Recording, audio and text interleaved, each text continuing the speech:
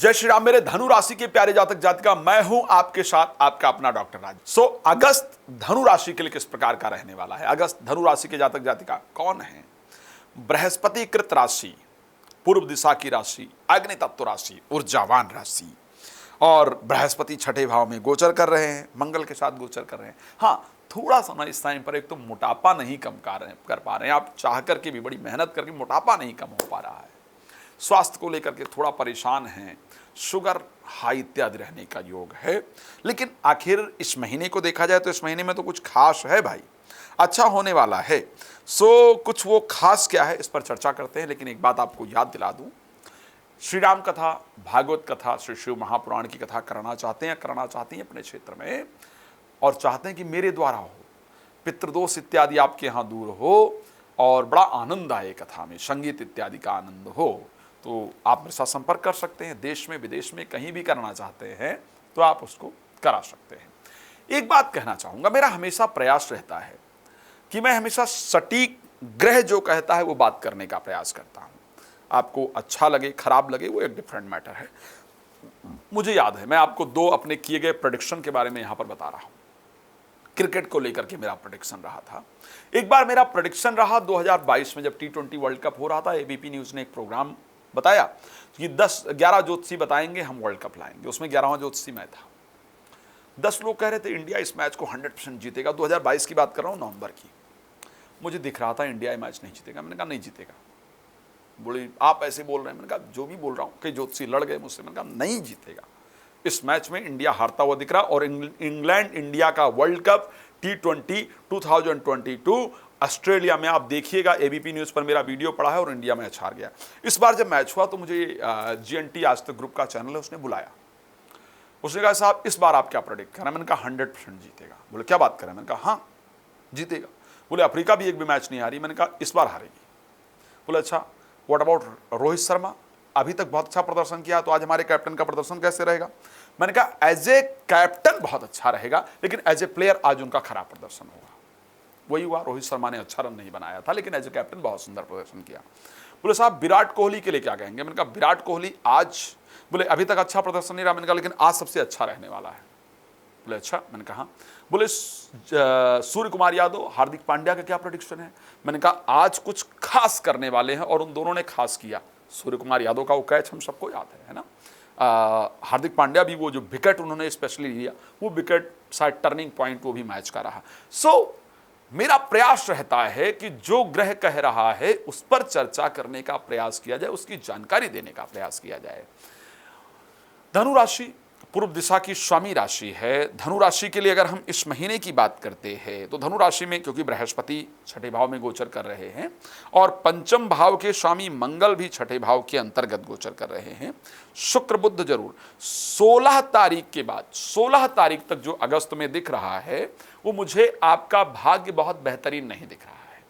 16 तारीख तक का जो समय है वो आपके लिए डिफिकल्ट रहने वाला है, इसको ध्यान रखिएगा। मैं आपके मुंह की देखी या प्रसन्नता करने वाली बात नहीं करूंगा कि आप मेरी वीडियो ज़्यादा देखें इसलिए मैं ऐसी बात करूं जो आपके लिए ना, सच्चाई क्या है उसी पर चर्चा करते हैं। 16 तारीख तक साहब डिफिकल्टी रहेगी, भाग्य साथ नहीं देगा, हमको बहुत भाग दौड़ करना पड़ेगा। एक प्रॉब्लम सॉल्व हो तो दूसरी आए, इस प्रकार की परिस्थिति रहेगी, लेकिन सावधान रहने की आवश्यकता होगी। रहीम जी ने कहा था कि रहीमन चुप हो बैठी है देख दिनन के फेर, और जब नीके दिन आई हैं बनत न लगी हैं देर।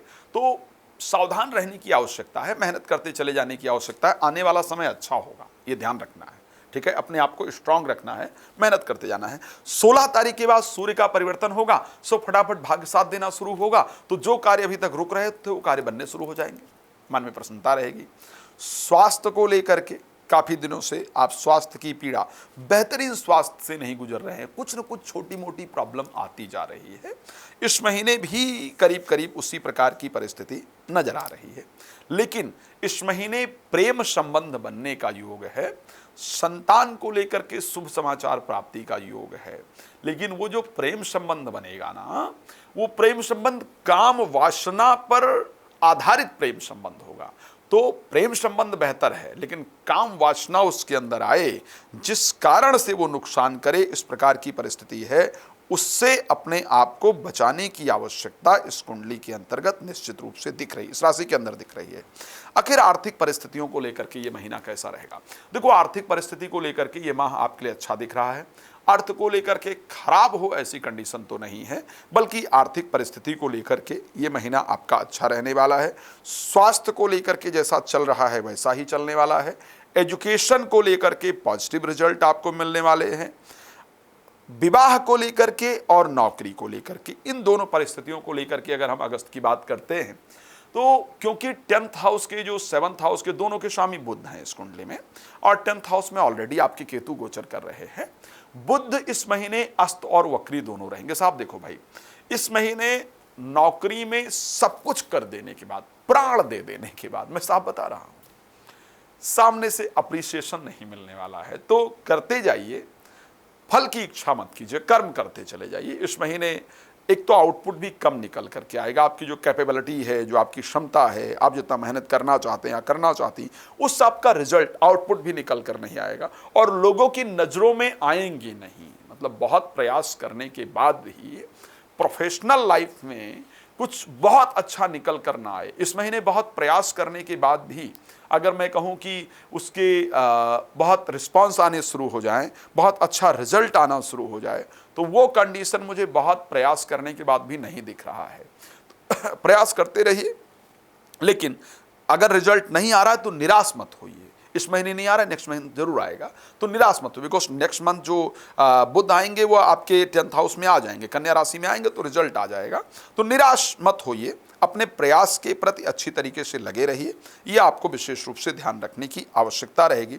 इसी प्रकार मैरिज इत्यादि को लेकर के भी बहुत प्रयास मत कीजिए। इस महीने मैरिज पर बहुत प्रयास करने की आवश्यकता नहीं है। पत्नी से या पति से लड़ाई इत्यादि मत कीजिए इस महीने।